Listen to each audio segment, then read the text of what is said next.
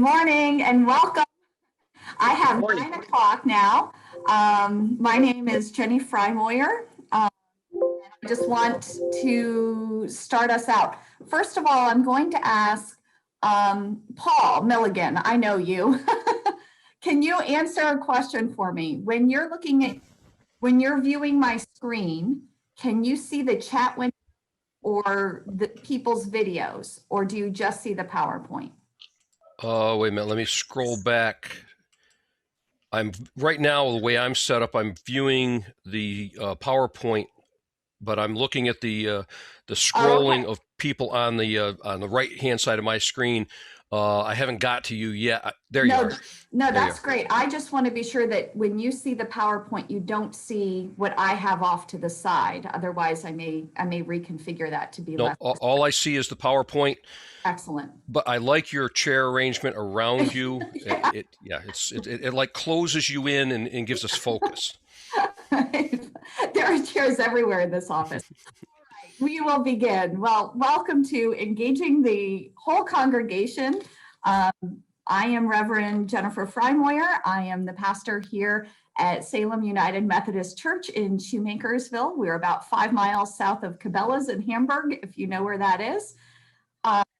Tends to be a very good location. I also serve as the North District Assisting Elder.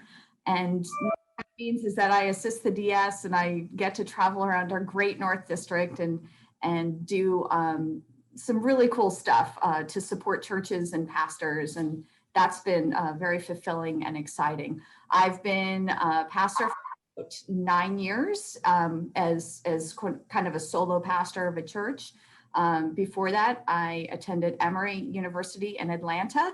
But before that, and really this is where kind of my heart for service and ministry comes from, I spent years, decades in the local church as what some people would call a high capacity volunteer, or somebody who really had their life changed through the local church, through service, working in the kitchen, going, helping on youth trips, volunteering at Vacation Bible School. All of these acts of service were really opportunities for me to be discipled. And this is where the heart comes from. And of course, over the last 12 years or so, I've developed very theological language to explain what God had done in my life for so long. And I'm so happy to be able to kind of package some of that up and tap into some of what you already know. So I want to invite you to introduce, some of you already doing that, introduce yourself in the chat. It's so great to see people from Bangor and Wayne and Midtown Parish and Lansdale, all over the place coming together to talk about how to build up the kingdom of God. I am trusting that you have already warmed up your coffee or tea. Feel free to take breaks. We're not going to have a formal break in this workshop, but my feelings won't be hurt if you need to take care of yourself in some capacity and you just step away for a few minutes and then come back. That's fine. I will ask, just for the sound and the pleasant experience of everybody involved, if you would please mute yourself unless you are talking. There will be some breakout groups and times that you talk, but Zoom is very good at picking up background noise. If you're joining us on the phone, you hit *6 to mute or unmute yourself. Couple other housekeeping items before we begin in terms of methodology. So I have asked you to find the chat, and if you haven't already, please introduce yourself. If you have a question for me, I would love it if you would write that in all caps, maybe throw in a couple of stars. The chat will scroll quickly. I will not be paying very, very close attention to it, but I will try to grab the things that I see in caps and address those at some point. In addition, hopefully we'll have some time for questions either at the midpoint or at the end. All right, I think we're ready. If we have tech problems, just use this link to get back in. If you get bounced out, you'll be able to get back in. So we're going to practice with Zoom. At the top of your screen, you should see something that says you are for Freymoyer's screen, or you are viewing Jenny Freymoyer's screen somewhere. Somewhere next to that, there should be a little box that says options, or you should get a drop-down menu somehow, and one of those options should say annotate. I want you to click on annotate if you can.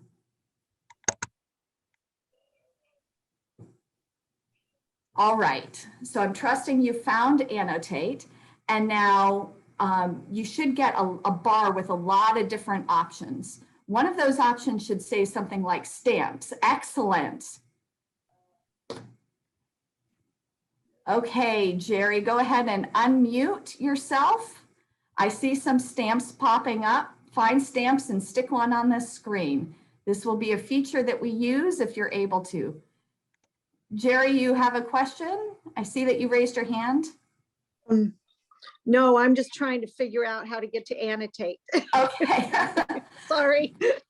If I do have this configured, so if you have a device, for example, I can't do this on my phone, and you cannot get to annotate, feel free to just type things in the chat. Everything I have structured, I have numbers next to, so you'll be able to just type those numbers in the chat. So if you can't get this to work, you'll still be able to participate. Thank you. I'm seeing these. I love the little swirly squiggly line. That's outstanding.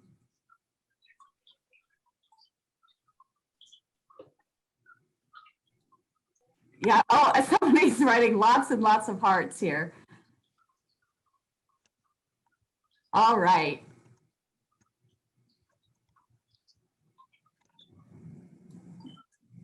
Yeah, there we go. That's me. So I think if I was a teacher and I was grading, I'd give that a huge star. So that was my favorite activity, or my favorite mark on a paper growing up. This is exciting and wonderful. All right, there is one other feature I want to use, so I'm going to clear it. Stay on the annotate screen. And then I have to go like this. Now, part of the annotate screen, you'll have a little T somewhere in there. Well, it's a capital T. I want you, yep, feel free to stamp away on here too, but I want you to use that T, and I want you to try to use it to write on this screen. And for those of you who don't have this, but who can use the chat, feel free to use the chat. But I want you to put in that box approximate number of people you have joining you for worship. Excellent. Karen Shadle says 75. John Renninger, 75. Excellent.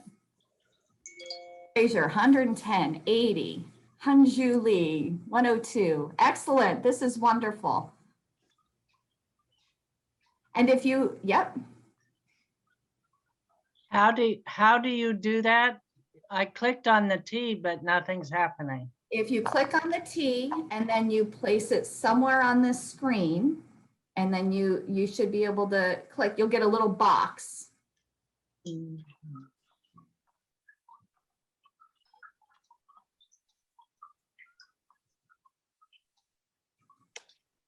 Well, the whole bar goes down on the screen. The screen. Never mind, I don't need to use it. Okay, excellent. If you're uncomfortable using that, use the chat. That works too. I had that in mind. This is great. I love the comment. This is dangerous. Yeah, 120 before COVID, 75 now. Yeah. Yeah. All right. Now, I'm going to ask you to just stop for a second because we're going to put stamps on the next screen or choose numbers for the chat.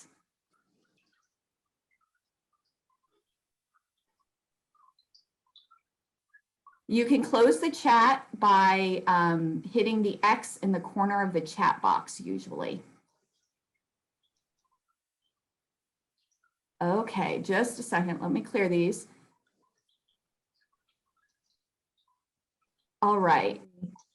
So who are you hoping to engage in your congregation? People who are new, who have or maybe who've been around for a while but never really gotten involved. And you can use a stamp to put this on. You can write numbers too, that's fine. Or people who were once involved but who have now stepped back. And this will just give me a place about where I can focus my time most effectively.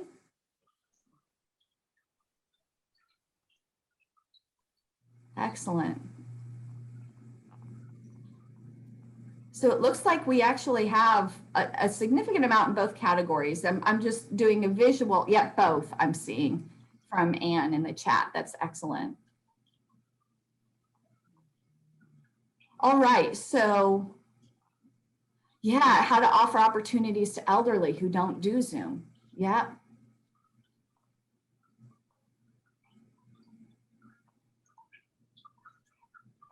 Okay, so we'll cover all of this.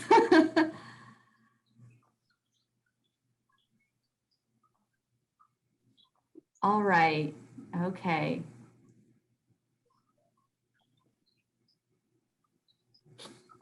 Now, I want you, as we're getting ready to move to the next page, I want you to go ahead and think about the people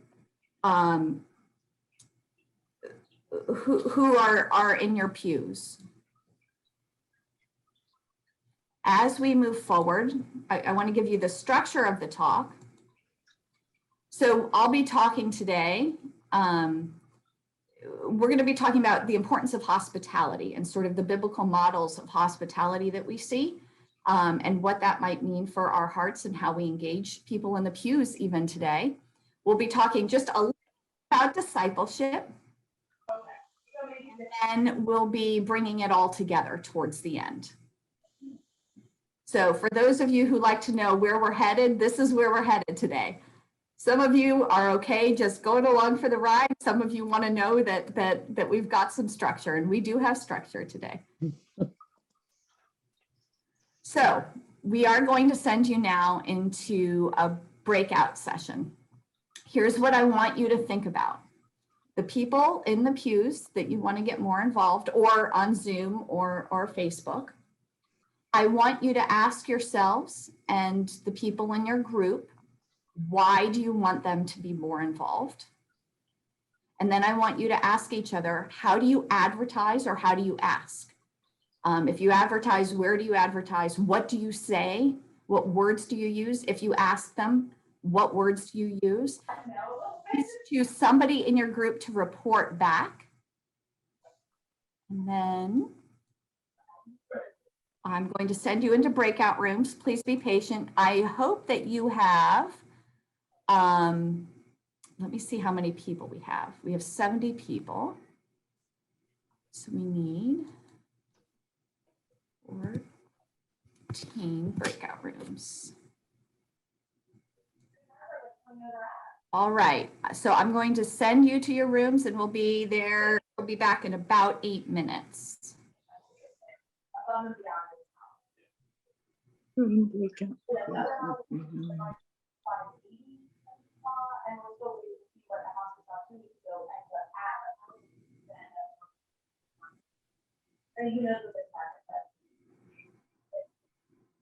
I don't know if that's going to be anything anymore, but I think that's on the top of the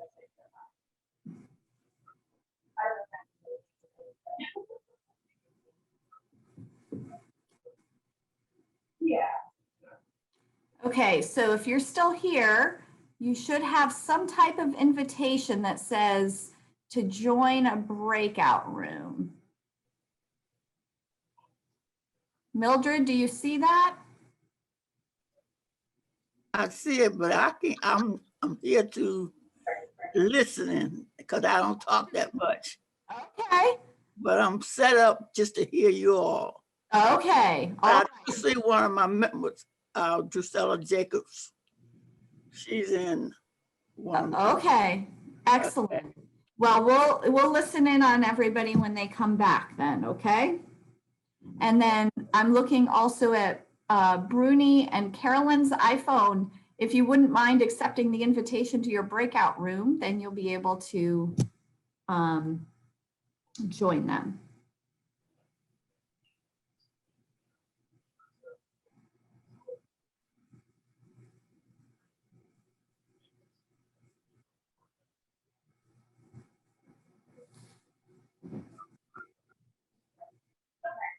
So let's try an escalation.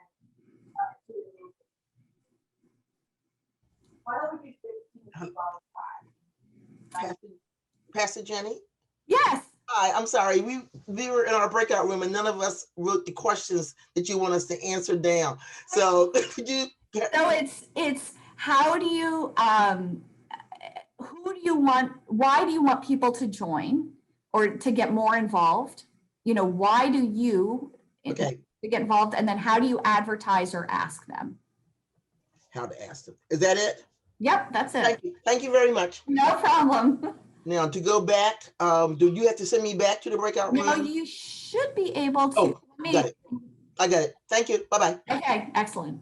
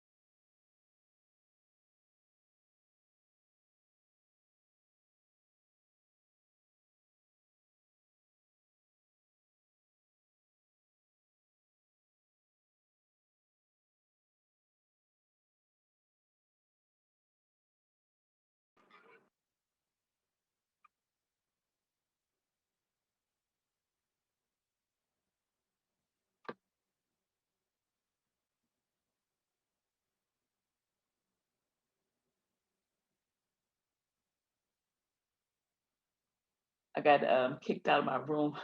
How do I get back? Oh, I can't hear you. Do you remember what room you were in? 10? Yes. Drusella, I'm over here with Jennifer. Oh, okay. You hang out with her. Yeah, You get Okay. all the information. we're You gonna know close the rooms anyway. She Okay. know I don't talk too much, so I'm Oh. Can I It's go so through?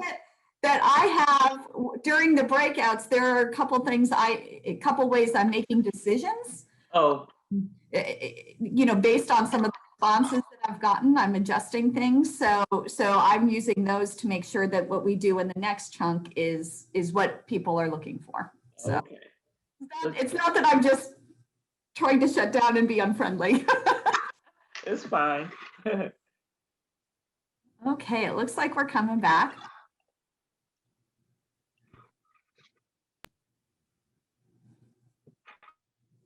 I apologize to our group if you see me jumping up and down, because since I'm in the sunroom, the dogs are playing Let's Go in and out the door. So it's in and out, in and out.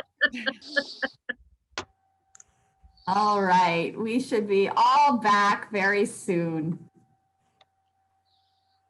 All righty. I know that I should be.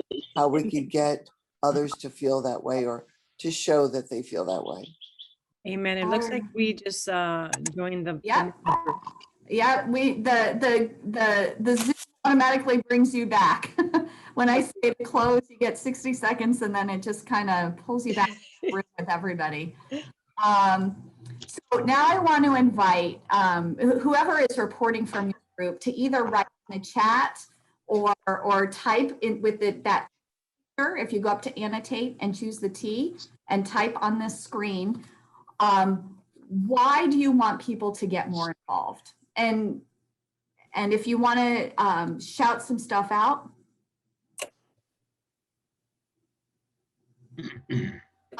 Scott, that is something we can go over, but not right now. I'll talk to you after the Zoom call.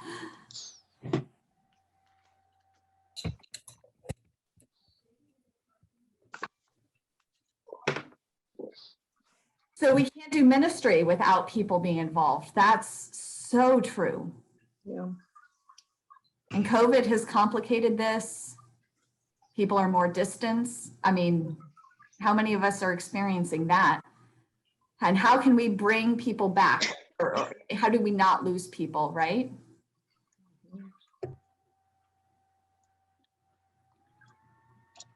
How can we remind people? And then it helps people understand the need for community. So I'm seeing that we're right on top of each other, which. Yeah, and I don't know how to fix what I did. That's okay. Why don't you just say it out loud? Okay, so our group, I said, I feel kind of selfish, but it's to keep the others that are involved from burning out. When you have the same core group, you have a lot of burnout in the church. And we also said to take more ownership of it with God and with the church. The more you put into it, the more you're going to get out of it.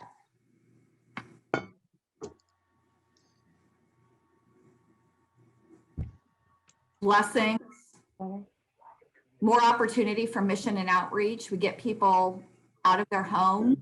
Oh, really? It's our job to make disciples and further ministry.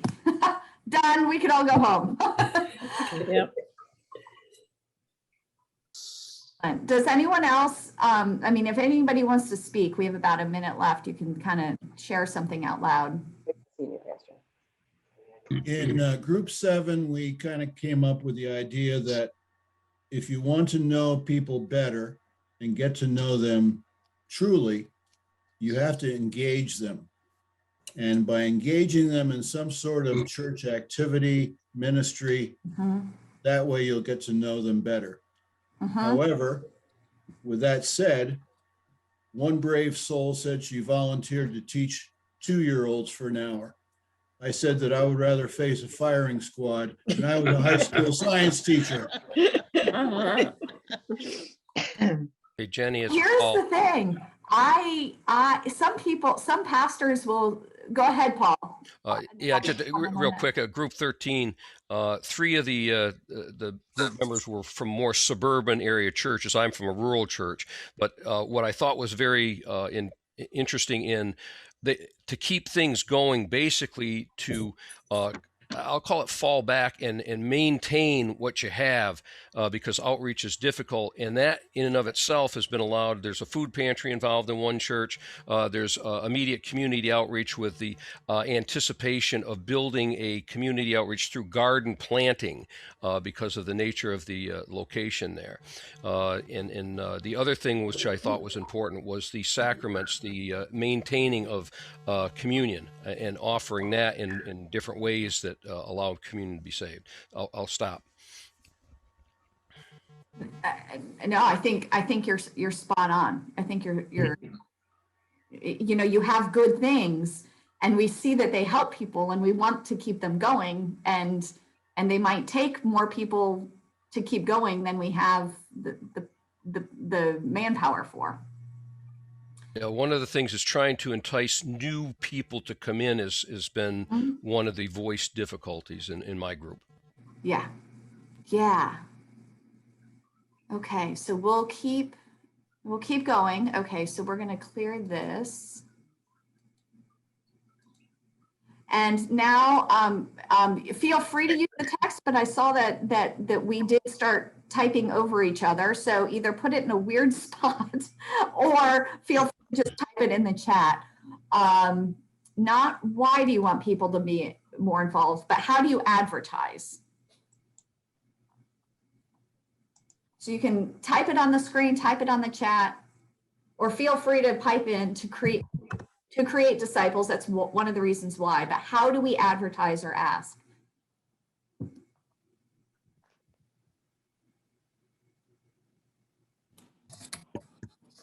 You didn't get past the first question. That's good. That's good. That means you had a deep conversation about it. Texting needs, bulletins, weekly newsletters. Personal invitation. Personal invitation. Social media website. Listen to me. Stop looking for what me. What me.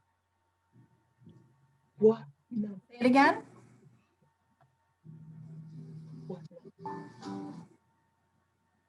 No.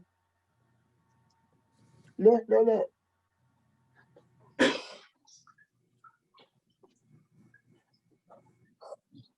Social media has been very helpful. Personal outreach, general outreach, interest surveys.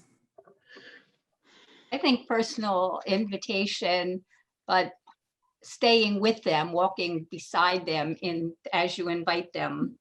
And don't make it too broad, don't generalize it, be specific.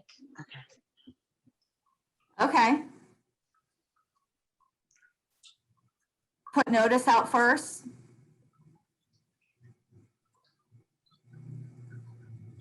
Screens at church.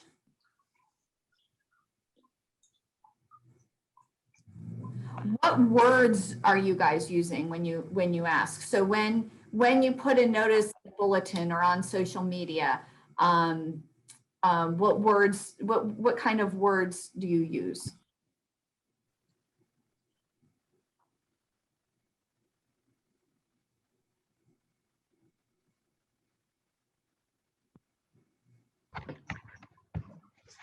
Well, I'm a little bit more abrupt when I'm writing up things to ask for help. I just did this recently and said, we need, now that we're live streaming, sound system, we need camera operators, we need digital greeters. And if we don't have volunteers, then this will not be happening, Okay. which may not be the way, but It's necessary. yep.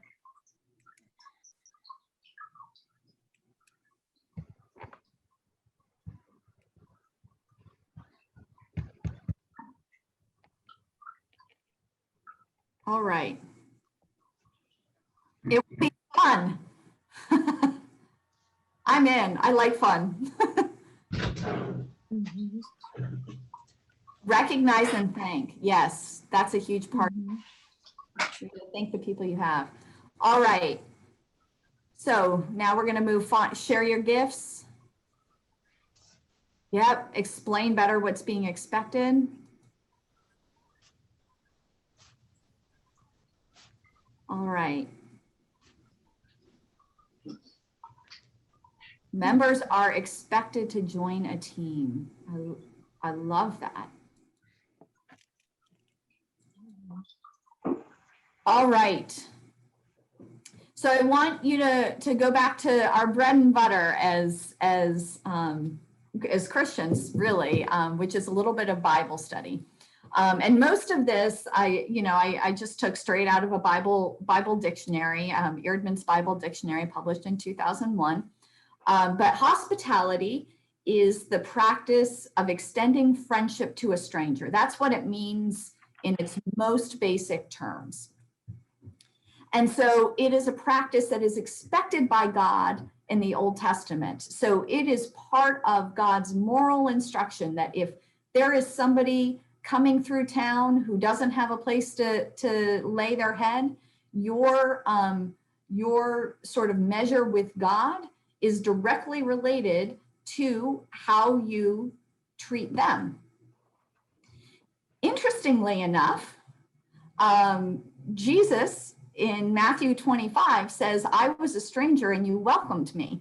This is that great passage where he's saying, I was naked and you gave me some clothes. I was hungry, you gave me some food. And you can go on and on with that and create a great litany. I was lonely and you comforted me. But Jesus says, I was a stranger and you welcomed me. There is something that is so part of God's core identity and who God is, that to follow God means we will necessarily be open to people who are not part of our in-group, or our in-group is. It was a practice, or I said practice, that was expected by God in the Old Testament. In the New Testament, so this is where we get into the Greek, which is really kind of fun.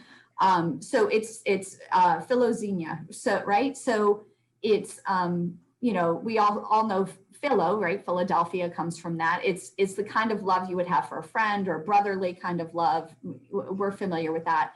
Plus xeno, which is the root for stranger. If you think today, there's another word with the root of xeno that's thrown around a lot. I'm not getting here, but it's xenophobia, right? Philoxenia would be the opposite of xenophobia in a strict textbook definition, right? Which is this opening of your heart and your home towards somebody who's not part of your in-group. And the point I want to make is, throughout the Bible, hospitality is seen as an action. This is not a nice mindset. This is something that is actually acted upon with words, with deeds, with food, with generosity. It is not a nice, warm, fuzzy thought. It is not strictly a nice, warm, fuzzy thought. It is something that is compels us to action. It's actually a moral mandate. What do you do when someone speaks another language? That's actually a really great question. I'd love to see if other people have some wisdom around that and put it in the chat. We have people who speak other languages here, but they also speak English. So there's a tremendous amount of respect and an attempt to bridge whatever divide there is. I have not pastored yet. Yes, music can be shared with all. You can incorporate music from other languages. There are ways to communicate beyond just spoken words. So I'm sure that there are some creative ways. They are deaf. All right. So that's, if people have comments and please help out Rosalind here. So hospitality lived out today. And the point here I'm trying to make is our attitude towards people who are not part of the in-group matters. It matters, not only our attitude, but our actions also matter. I want to read to you a quote from Ryan Dunn, who wrote for the Rethink Church. This is actually right on the Rethink Church website, on the UMC main website. Here's what he says. He says, stands out about radical hospitality. We let go of a need to shape people in our own image. We extend radical hospitality when we include people within a community without an expectation that they will fully conform to it. So it's not other people conforming to us and our ways and our ideas and our priorities about service, right? It's not about them conforming to us. We may even concede some of our community identity in order to be more hospitable to those we welcome, which means we might have to give up some in order to create space for whatever new thing God is doing through this person. Radical hospitality sends a message on you are welcome to join us. Do you hear this language, the you and us language? It says, we see you. We want to join you wherever you are. It says, how can we be with you? So the direction of hospitality isn't only a welcoming in, it's a moving out.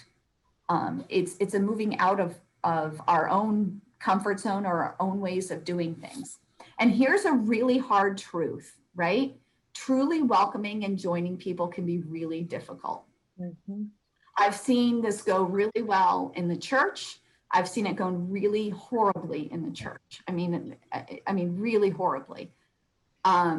I've seen it go really well in my own life. I've seen it really horribly in my own life. You know, many, many years ago, my brother, who's now, you know, in his late 30s, but he's my little brother, and he had joined me when I lived down in Georgia. And he had come out there to move and to go to school. And I said, sure, you can live with us for a little period of time. And you know, what I thought would be 2 months stretched into 3 months, stretched into 6 months. And I wasn't feeling so hospitable after about week 2. I was not feeling hospitable at all because it interfered with the way I liked to do things. You know, my routine was off, my dinner plans were off. The way I disciplined my children was different. You know, everything was a little off, right? And I didn't like that feeling of being off. I think the same thing happens when people come into our church. I think we feel often as though really following their ideas, or maybe where God has gifted them, you know,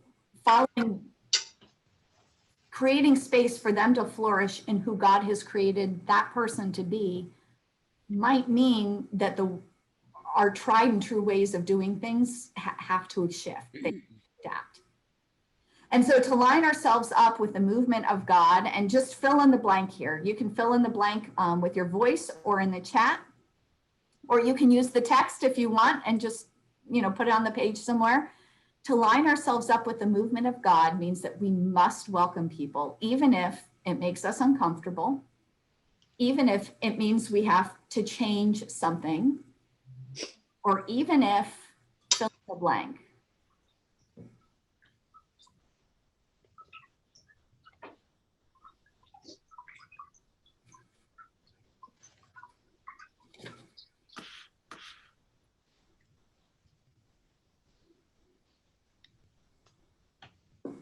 So if we're really welcoming people, it can be hard. It can make us uncomfortable. And now I want to get to the people who have stepped back, because what we were previously talking about is kind of an approach to people who are kind of new, or maybe who have been in the pews, but haven't ever been in the in-group, if you will.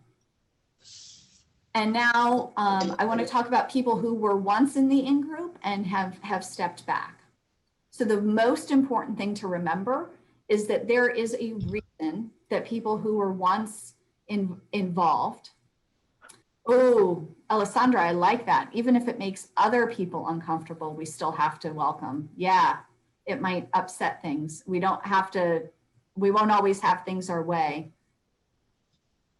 Yes, well beyond our comfort zone. I've heard it, we might not always agree. Oof, those are good. I've heard the term recently, discomfort zone, and I'm trying to commit to live more of my life in my discomfort zone, which we'll see how that goes. But yeah, we have to get into our discomfort zone. So now I want to move to people who have stepped back. So if somebody has been once involved and is no longer as involved, there is a reason. It may be that there is something going on in that person's life that you have no idea about. It may be that they were once burned out and they need a break.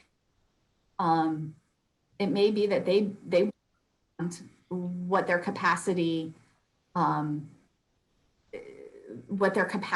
for grace and love was for them to be a healthy person, if that makes sense. They started giving more than was their charge to give. So they went beyond their own capabilities. It may be that they're aging and they're just really tired and they feel like, you know what, it's somebody else's turn. It may be, I believe Karen said earlier in the talk, it may be that they looked and said, you know what, I can't do this. And if somebody else doesn't, I just have to step back and be done and let it go. So it's really important to approach people who have stepped back. What's going on, to listen with respect, compassion, love. Ask God, pray to God how they might need to be ministered to. There are seasons in all of our lives how we might need to be ministered to. So even I went through something really awful when I was a pastor. My dad died, and it was a sudden, horrific accident. So it was not expected. It wasn't anything that anyone was prepared for, had a plan for. And the church I was pastoring at the time was amazing. They surrounded me with love and care, and their primary question to me was, what do you need right now? And I said, I think I need to not go to any night meetings for 2 months. And do you know what? They worked with that. I was able to focus on my kids. I was able to take care of my mom. I was traveling back and forth to be with her. And that was, you know, those first two or 3 months were just a really tender time where that community changed to make room for me.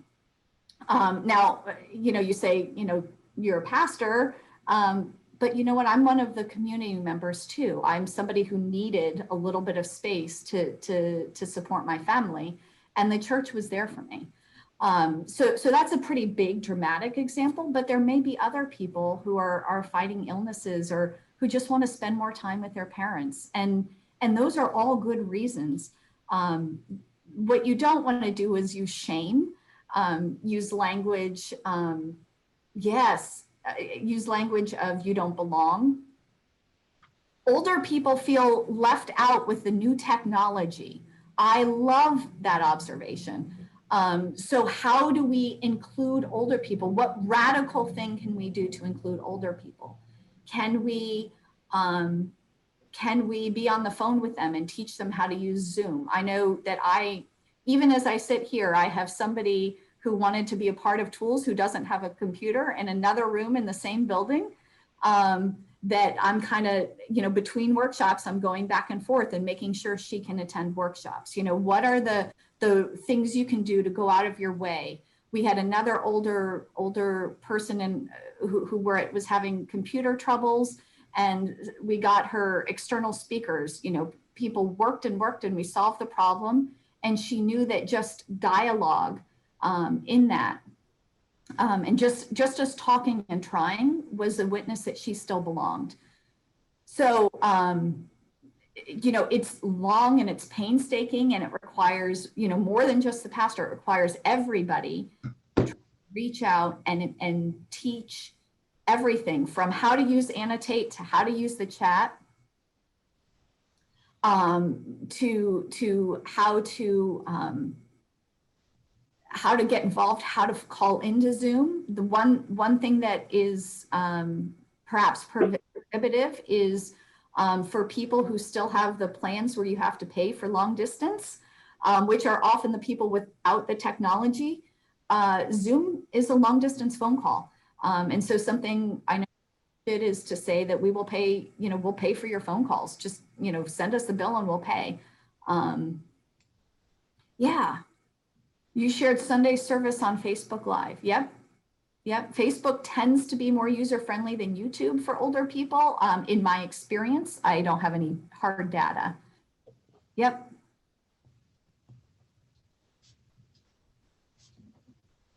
So as other people exit, as they age or step back, we will have to adjust. It may be that there was a fantastic history that was an absolute core passion of somebody's. And it is fantastic and it is great, but it may be that God has not called and equipped a new person to continue on that legacy. And it may be that it's time to rethink and build a ministry around the people that you do have. It's hard to teach, but it's possible. It's hard to teach when we can't be in there. So now I want to ask you, and this is just a time for you and God to spend a couple minutes together. We'll take about 2 minutes. When have you felt like you were outside of the in-group? What would it have taken for you to feel welcome into the group and really feel like you belonged? And you can tell we're kind of shifting back to newer people or people who have not yet been involved.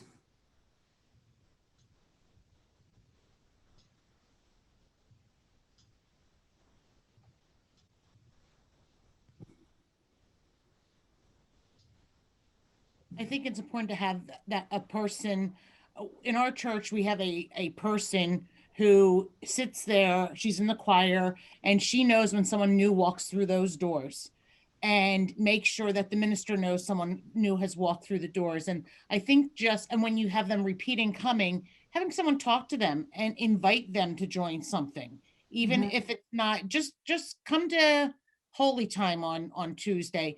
Let me take you out to lunch. Those types of things. What I hear you describing is just being asked is really important. So yeah. Let's take just a moment. And if you see this picture, have you ever felt like the woman or perhaps the man in this picture, sort of from the outside looking in?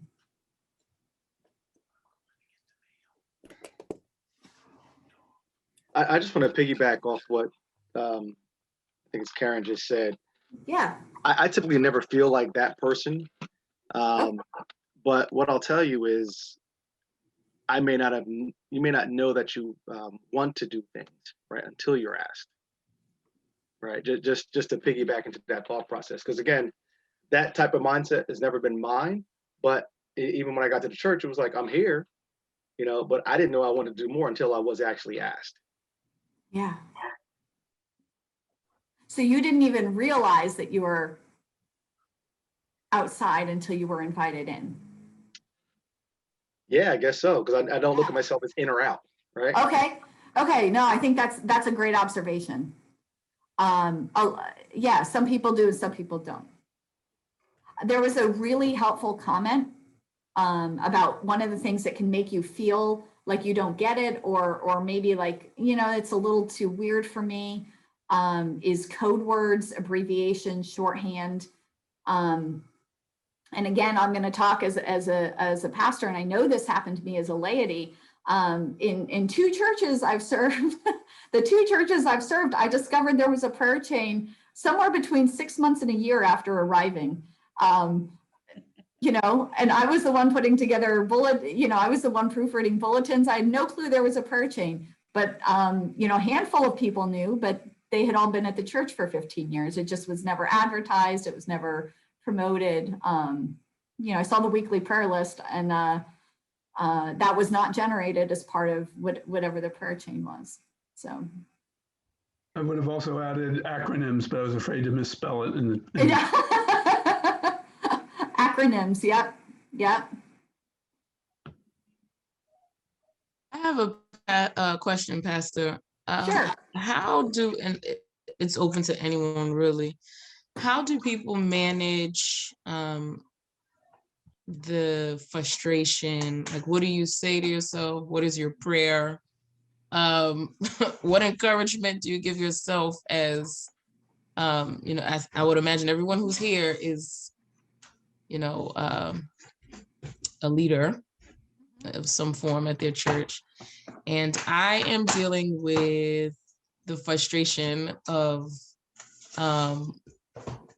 knowing, that people, not everyone, because I don't know everyone's situation, but I know that, some people can do more. Some people notoriously, take the, I'm just going to sit here approach and be entertained, or treat churches if it's like, a concert where they want to come and be entertained. And it's hard. It's hard to manage, the frustration, the cynicism, dare I say, even sometimes the resentment because of the burnout that I know I feel. So I just wanted us to pray for me, but also, what do you pray? How do you pray? What do you say to yourself? What scriptures do you use to kind of, bring yourself back to the cross, back to what it's all really about?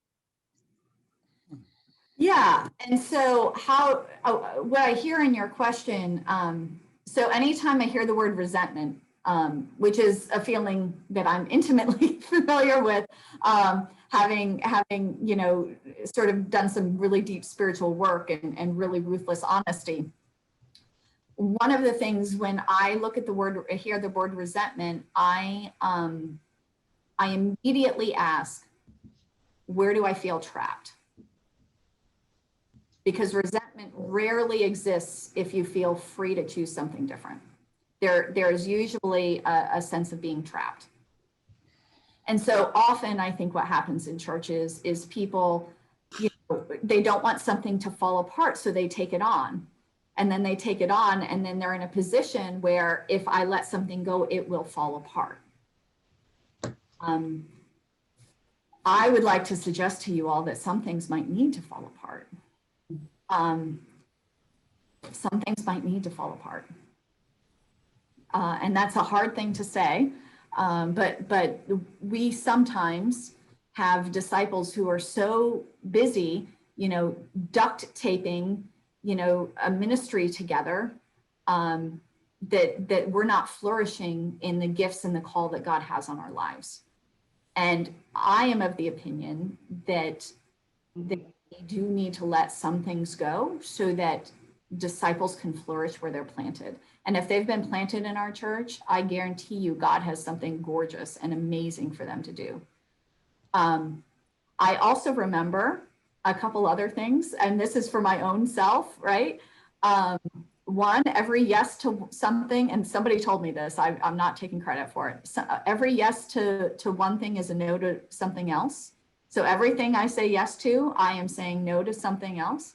And so I'm very, very careful what I say yes to, because there are things I don't want to say no to. And then the other thing I would say is, if you are doing ministry you are not supposed to do, you might be taking somebody else's job away from them. And then, Jenny, may I? Yes, please. Go ahead, jump in, Paul. Kind of to tie in, I think, with what you've just presented, as well as respond to the question that was asked, is that I have a farmer background. I have an animal orientation background. And one of the things I think is effective, and I use that as my background to say what I do, is that allow yourself to be in a position where people can approach you. And part of that is have an approachable attitude. And that can translate differently to different people. But one of the things I've tried to do in my ministry, both as a laity and as a pastor, is that even in the after church time, don't allow somebody to buttonhole you and bend your ear while everybody else is passing by. Is that try and address the different things. That's not an easy task, not an easy task at all, because you can offend people that way. The other aspect of it is take initiative in a manner that allows you to find out about that person or that family, so that if there is an opening, if you will, that you can match that up with something to entice them to be involved. In my personal experience that dates back about 35 years, my wife and I went into a developing church down in Slidell, Louisiana, and they were looking for young families to be involved in stuff. And we got involved with junior high age ministry on Sunday nights. And we just had we had a couple of infant children at the time. So that was, for those of you who've been involved in that teenage group, that was a whole eye-opening experience. And we can see why nobody else wanted it. And we had about 30 kids on Sunday night. And this was new to us. But I use that as an illustration to say opportunity is there. It's opening the door or the window and allowing people to come through. You come through that window to them. And you have to figure it out sometimes. But going back to what I opened with, one of the effective ways I've had in my personal experience is to, one, allow people to come to you, make yourself approachable. End of story. Yeah. Yep. And not allow other people, you know, in churches, a lot of times we have strong personalities. Well, and in life, right? Like we have very strong personalities, and sometimes those strong personalities might try to monopolize either the pastor's time or a ministry. Like, I want you to come and do this ministry exactly the way I've done it. And then I'm going to tell you where it's wrong. You know, that's not hospitality. That's not discipleship. And we'll get into some discipleship ideas now. Get out your stamp feature if you can, and or your chat feature, and just put a stamp in the box of the statements that you agree with, or put a number in the chat. Service in the church has been important to my own faith journey. That's number one. And everyone is made in the image of God and has within them a unique set of gifts that the world needs. If you agree with that, put a stamp in there.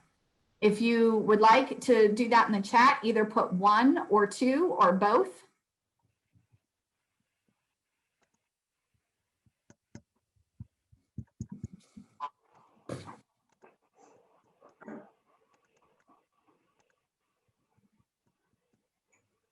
Amen. I like that. Amen.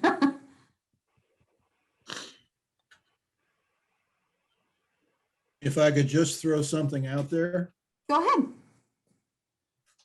We had a church audit about 15 years ago to evaluate the effectiveness of the ministry in our church.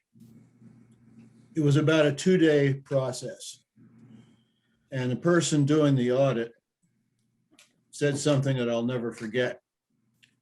He said that if you want to be effective in your church, you should not be doing any more than 3 things, one of which is being in regular church worship service. That means no one should be doing more than 2 things, because if you're doing more than 2 things, you are overloading yourself and will likely burn out. And I've seen that over and over. People who try to take on too much either end up burning out or they do not do a very good job. I think that's an amazing guideline. And I think if we have sized our ministries, and some of this happens because the church is declining in membership, right? If we have sized our ministries for having 120 people in worship every Sunday, like that's kind of the size of our ministry. And then we have 75. A lot of times we try to keep ministry at the 120 level. Does that make sense?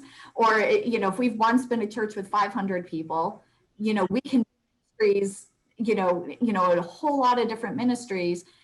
But then when it goes back down to 100, it feels like such a loss when we have to stop doing some of those. It feels like almost like a failure if the church can't continue, instead of saying, how can we flourish with the disciples that God has given us? Here you talk subs. You never posted that on the chat. All right.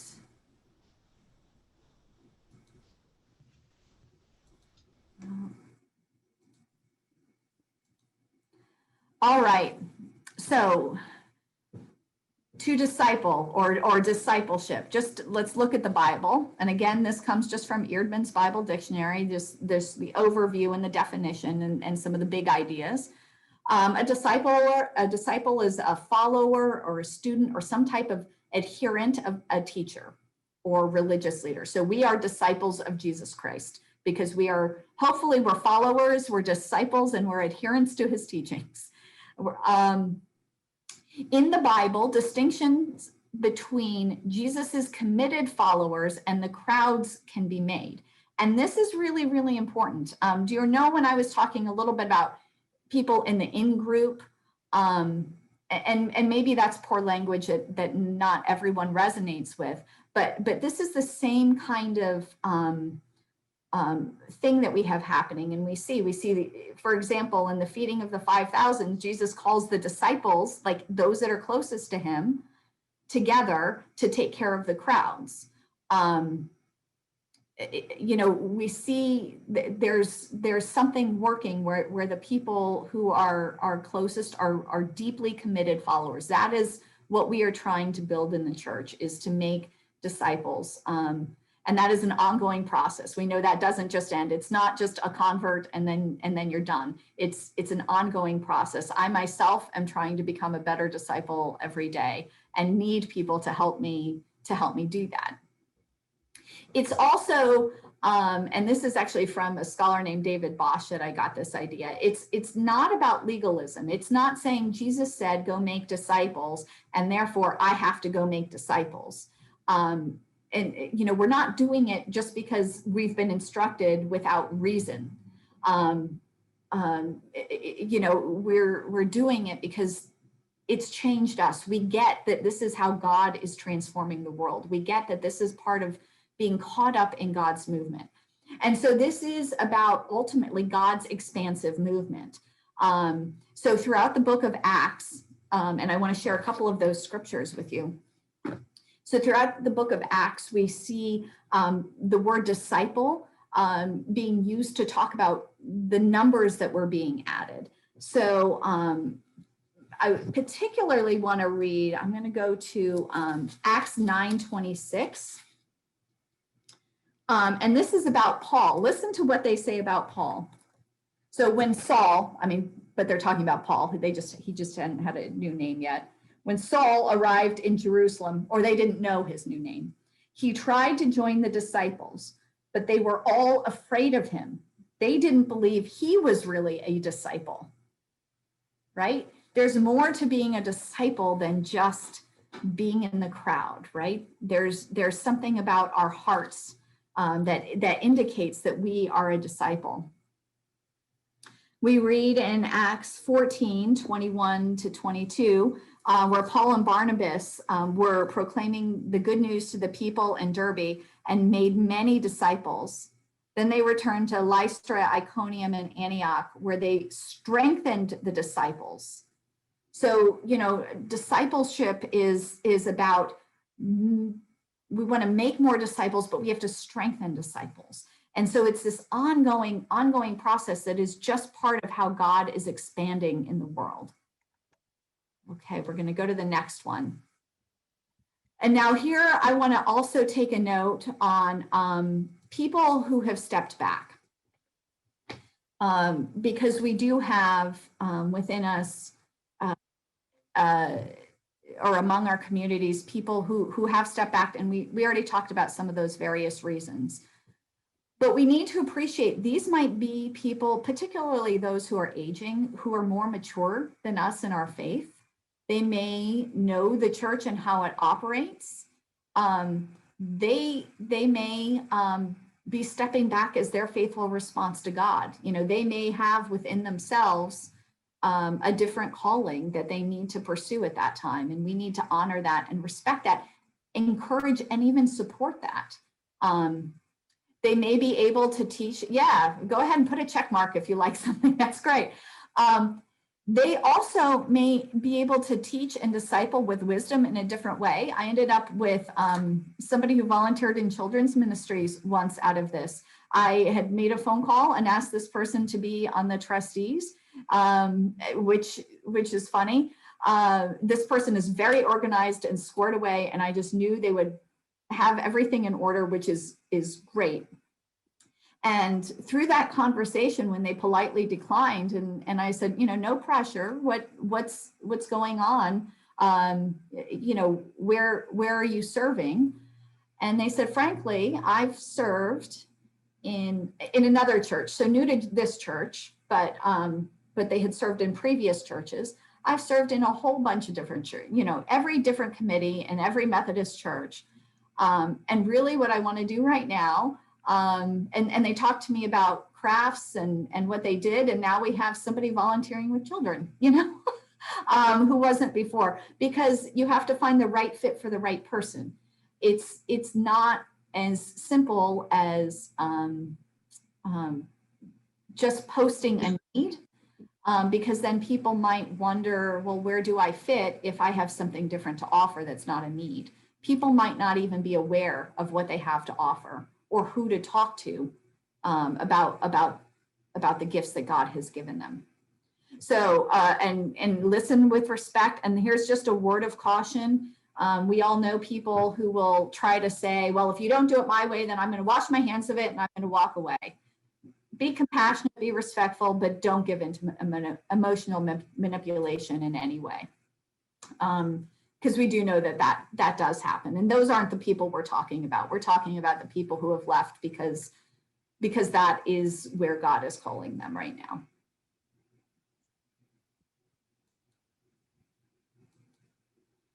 Okay. Wait a second. Before we do this, what I want to do is to invite you. I'm going to send you to breakout rooms. Let me stop sharing. As we do so, you're going to see questions in the chat. Let me put them in the chat now.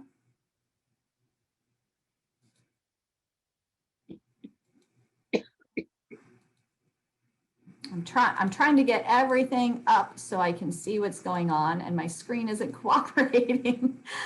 Oh, don't you love that? It's called the wonders of modern technology. Isn't it great? Okay, so here's what we're gonna do. We're just gonna make this work. I'm gonna send you to your breakout rooms. Here's what you're going to discuss. You remember at the beginning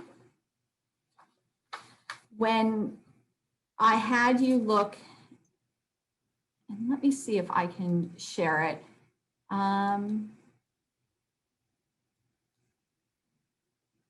Stop share. That is not what we're trying to do.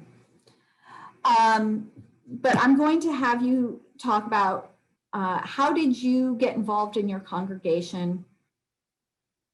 Try to remember every detail if you can. You don't need to share with everybody the details, but remember the people where you were. Who helped you? What did they do that helped you?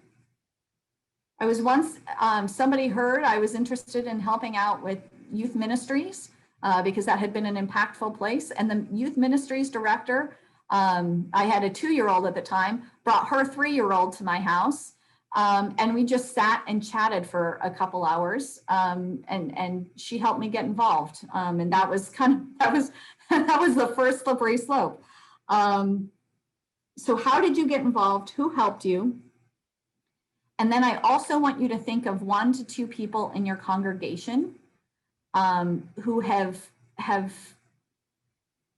you would like to see more involved. And I want you to ask yourself this question, and these will be in the chat, which you'll be able to see in your room.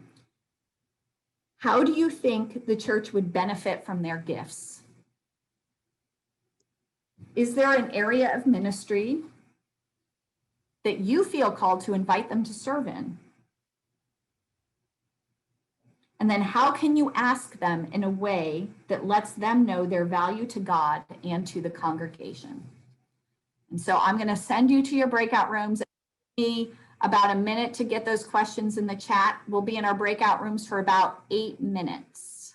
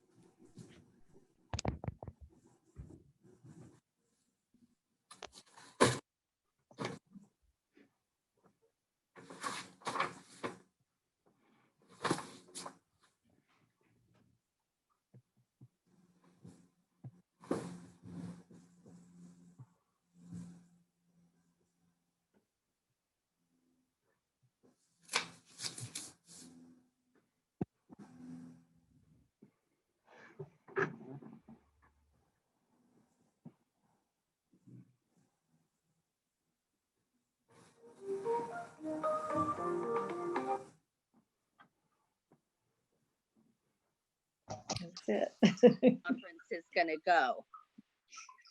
Always, I always There feel, we I always feel horrible about bringing people back when they're not quite ready, when they're not quite ready to come back yet. So I'm sorry to interrupt your conversations. We started out this hour and a half that we had together. One of the things we asked was why do we want people to be more involved, and how do we ask? Some of those conversations were about we need people to help us, and a lot of that language was about maintaining things that are in place.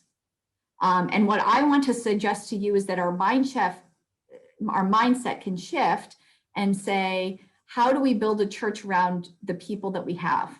You know, some essential functions have to happen. We have to pay the light bill. We have to keep the building going. But if we are so busy duct taping together a church, people are not flourishing in their ministries. So always, always, always, I would suggest starting with the person and where they are called. I remember Chris Welsh, I don't know where you are on here, but you shared the example of how terrified you'd be to be with 3-year-old kids for an hour. I have heard teachers who are teachers of 3-year-old kids say, I can be with kids all day long, but you put me in front of adults and I would be a mess. So it really is about lining up people with their call. And having a profound respect for the fact that God has worked differently in each of our lives. And God is working differently in the lives of people that are in your congregation. So we have, please share in the chat things that you talked about if you want. I do want to just take a couple minutes, maybe 2-3 minutes for questions if there are any.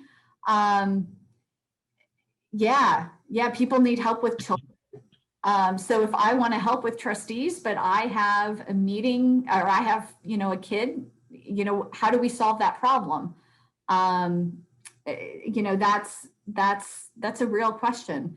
And something that shouldn't prohibit somebody from serving. Is there a way that your church can do a meeting night where all the meetings are at one place and you provide childcare during that time? And that way you haven't excluded a whole population of parents of young children. There are creative ways to solve some of these problems. If we're willing to change and move and build a church around the people we have, not expect the people that we have to conform to the ways that it used to be, if that makes sense. I did get one question that came in that talked about how important is it for somebody to be a member, before they get involved. I think people ought to be involved at every stage of the process. There are certain things you have to be members for. I think God is discipling people. We have to be, of course, very cognizant of our safe sanctuaries policies and not leave people, alone with, we should never leave anyone alone with children, but we don't want somebody running children's ministries who we've only seen for 4 months and don't have background checks on. We don't want somebody who's on our finance team who hasn't made a public declaration of faith and who isn't committed to this church. So there are certain places where membership is absolutely necessary, but I think God is working in everyone's life at every level. I'm not sure membership is important for those beginning stages of getting involved. And this other idea of training our replacement that's coming across, that's called come alongside leadership. This idea that I am going to burn out if I do this. So who can I take with me? You know, if I as a pastor am going on a pastoral care visit and I want a lay visitation team member to be strengthened, can I take them with me so they can see how it's done? If I'm getting tired of being the church treasurer, can I just invite somebody to help me with the books for a few months and teach them what I know? And then, but here's the key, then we have to slowly step back and let them come forward and not force them to do it our way. So I want to share one more screen. I want you to write in the chat or in on the screen somewhere, choose somewhere obscure if you'd like. What's one thing that you're going to take away from today?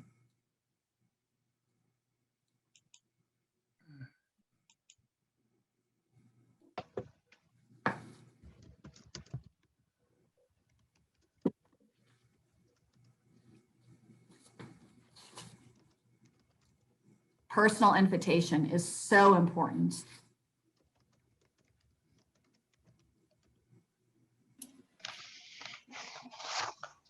Be more open and meet people where they are. Absolutely.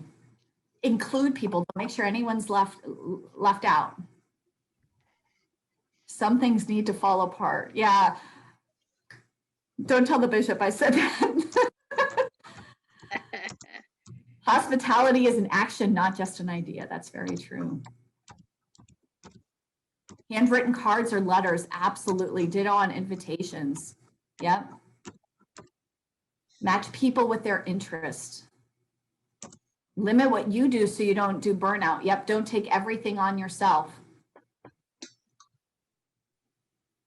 Yep, you can put stamps by the ones you really like. Yep, it's okay for people to get involved before they're members. Stay connected.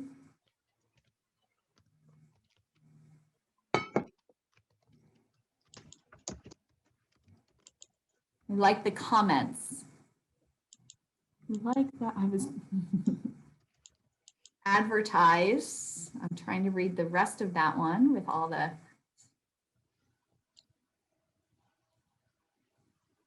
advertise as fun. Yep. And then let me know. Yeah, this is a positive thing. When we advertise and say, we need somebody to do this or it will break, is so different than saying, you know what, I've gotten so much meaning out of this and I want to share that.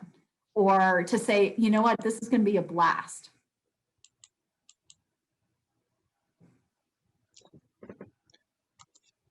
You have to be creative and move if you were willing and want to grow, absolutely. Or to right size your ministry if you have a lot of people who are stepping back. If you need to right size your ministry, you need to be creative too.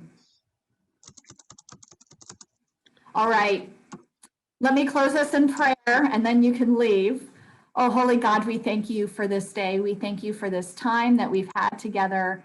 We ask that you just bless our churches. Ask that however this information has touched our hearts today, that we carry it with us into our ministries and into our church environments. Let us be beacons of light and hope. Let us be disciples who make and strengthen disciples just as we are being strengthened ourselves.